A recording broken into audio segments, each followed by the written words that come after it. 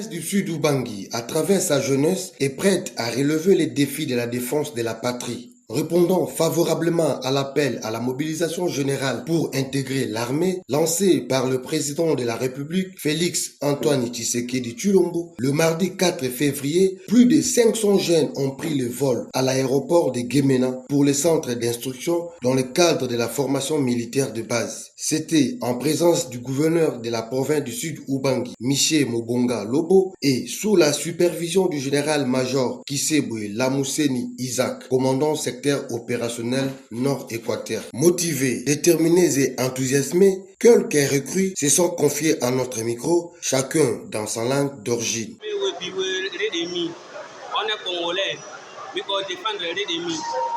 Ami fana na 20 winano de mi, ni fana bobe RDC 20.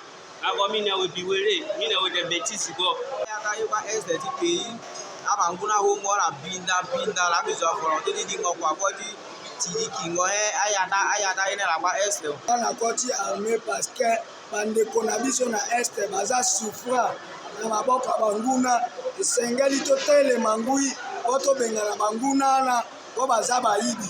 Bakoya kokonza biso te tolongwa donc na colonisation kala totikali lisusu na colonisation te bande koyo boza na bamboka koya totia maboko tolanda tokenda kobenga na banguna po fati beto adirize mboka na kimia tolanda papa bemba ndenge alobaki tokende tokokufa pona ekolo biso oyo tosapekawa tozokenda pona ekolo tokokufa pona ekolo natindi meshazo précisément bombakabo kobandana bweti boko wazi ti epaba mibandi na sima bande kotozala na bomboko. L'ire engendrée par la guerre d'agression imposée par le Rwanda et l'ère supplétif de M23 AFC dans la partie est de la République a atteint le paroxysme. Au regard de l'engouement pendant les recrutements, la jeunesse sud-ubangienne est déterminée à bouter dehors les ennemis de la paix.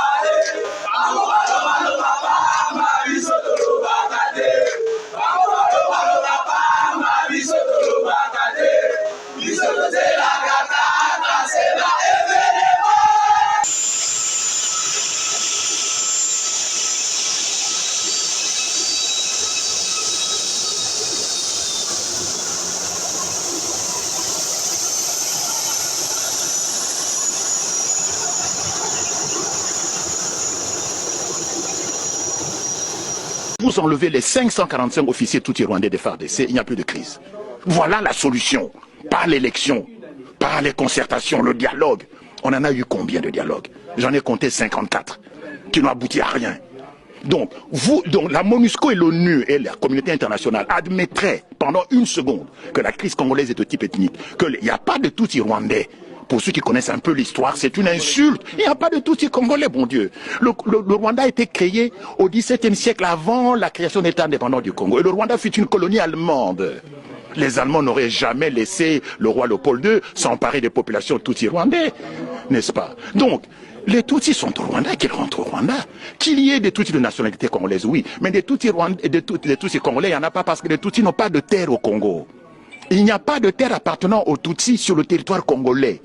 De même qu'il y a des Congolais qui habitent en Belgique, il y a des Balouba, des Bayansi, des Batédra qui vivent en Belgique, mais il n'y a pas de Batétela belge, il n'y a pas de Balouba belge, parce que nous n'avons pas de terre ici, nous n'avons que la nationalité. Qu'il y ait des Tutsis qui ont acquis la nationalité congolaise, d'accord, mais ils n'ont pas de terre ancestrale. Nous avons la liste, qui se trouve ici d'ailleurs au musée de Tervuren, de toutes les ethnies bantous qui ont cédé leur terre au roi Léopold II pour constituer l'État indépendant du Congo. Parce que l'État indépendant du Congo, l'EIC, contrairement aux autres pays africains, a été créé par fusion de terres, par addition de terres, appartenant à une quinzaine de royaumes et d'empires et à quelques centaines de communautés traditionnelles africaines bantoues. Alors que les autres États africains, les autres colonies africaines ont été créés par division Nous, c'est par fusion, par addition des terres. Et quand vous regardez les gens dont on a additionné les terres, il n'y a pas de terre de Bami Tutsi Rwandais. Il n'y en a pas. Et donc, ceux qui prétendent, les gens qui écrivent ici dans les médias, il y a une consoeur journaliste du soir qui parlait de Banyamulenge et de Tutsi congolais. Mais c'est du n'importe quoi. Madame Cross. Je ne cite pas de nom, c'est même pas elle d'ailleurs. Il y en a même une qui est beaucoup plus âgée qu'elle, qui raconte n'importe quoi sur... Je vois oui, bien sûr. Donc, il n'y a pas de Tutsi congolais. De même qu'il n'y a pas de Batetela belge. Donc, la guerre du Congo vient du fait que les Tutsis veulent créer au Congo, au dépend du territoire congolais, un Tutsi Land, un foyer national Tutsi, où ils vivraient en population majoritaire, où ils seraient plus exposés à un risque de génocide. Et ce territoire, ils veulent le prendre où? Au Kivu. C'est pour ça que le Kivu n'a pas été impliqué dans la réforme administrative. Toutes les autres provinces ont été découpées, sauf le Kivu. Et puis on nomme qui? On nomme Azarès Roubert, un Tutsi rwandais, comme ministre de la décentralisation. Tiens. Mais ça se voit comme le nez au milieu de la figure.